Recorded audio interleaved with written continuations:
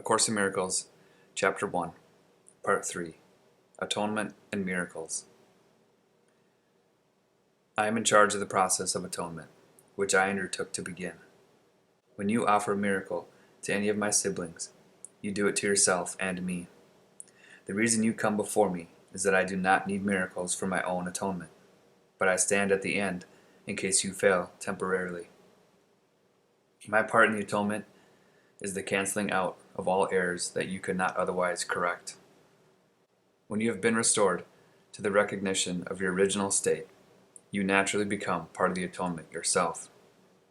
As you share my unwillingness to accept error in yourself and others, you must join the great crusade to correct it.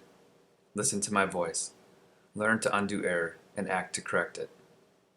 The power to work miracles belongs to you. I will provide the opportunities to do them, but you must be ready and willing. Doing them will bring conviction in the ability, because conviction comes through accomplishment. The ability is the potential. The achievement is its expression. And the atonement, which is the natural profession of the children of Mother God, is the purpose. Heaven and earth shall pass away, means that they will not continue to exist as separate states. My word, which is the resurrection and the life, shall not pass away, because life is eternal. You are the work of Mother God, and her work is wholly lovable and wholly loving. This is how a person must think of themselves in their heart, because this is what they are. The forgiven are the means of the atonement. Being filled with Spirit, they forgive in return. Those who are released must join in releasing their siblings, for this is the plan of the atonement. Miracles are the way in which minds that serve the Holy Spirit unite with me for the salvation or release of all of Mother God's creations. I am the only one who can perform miracles indiscriminately, because I am the atonement. You have a role in the atonement which I will dictate to you. Ask me which miracles you should perform. This spares you needless effort, because you will be acting under direct communication. The impersonal nature of the miracle is an essential ingredient, because it enables me to direct its application. And under my guidance, miracles lead to the highly personal experience of revelation.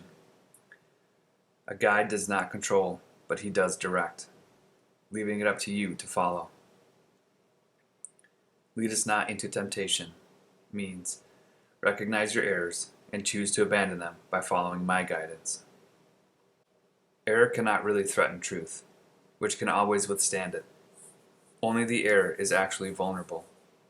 You are free to establish your kingdom where you see fit, but the right choice is inevitable if you remember this. Spirit is in a state of grace forever. Your reality is only spirit. Therefore, you are in a state of grace forever. Atonement undoes all errors in this respect, and thus uproots the source of fear. Whenever you experience Mother God's reassurances as threat, it is always because you are defending misplaced or misdirected loyalty. When you project this to others, you imprison them, but only to the extent to which you reinforce errors they have already made. This makes them vulnerable to the distortions of others, since their own perception of themselves is distorted. The miracle worker can only bless them, and this undoes their distortions and frees them from prison. You respond to what you perceive, and as you perceive, so shall you behave. The Golden Rule asks you to do unto others as you would have them do unto you. This means that the perception of both must be accurate. The Golden Rule is the rule for appropriate behavior. You cannot behave appropriately unless you perceive correctly.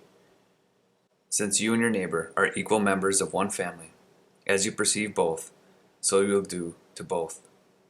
You should look out from the perception of your own holiness to the holiness of others. Miracles arise from a mind that is ready for them. By being united, this mind goes out to everyone, even without the awareness of the miracle worker themselves.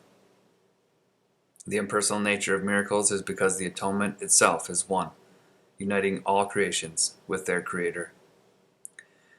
As an expression of what you truly are, the miracle places the mind in a state of grace. The mind then naturally welcomes the host within and the stranger without. When you bring in the stranger, they become your sibling. That the miracle may have effects on your siblings that you may not recognize is not your concern. The miracle will always bless you. Miracles you are not asked to perform have not lost their value. They are still expressions of your own state of grace, but the action aspect of the miracle should be controlled by me because of my complete awareness of the whole plan. The impersonal nature of miracle-mindedness ensures your grace, but only I am in a position to know where they can be bestowed. Miracles are selective only in the sense that they are directed towards those who can use them for themselves. Since this makes it inevitable that they will extend them to others, a strong chain of atonement is welded. However, this selectivity takes no account of the magnitude of the miracle itself, because the concept of size exists on a plane that is itself unreal. Since the miracle aims at restoring the awareness of reality, it would not be useful if it were bound by laws that govern the error it aims to correct.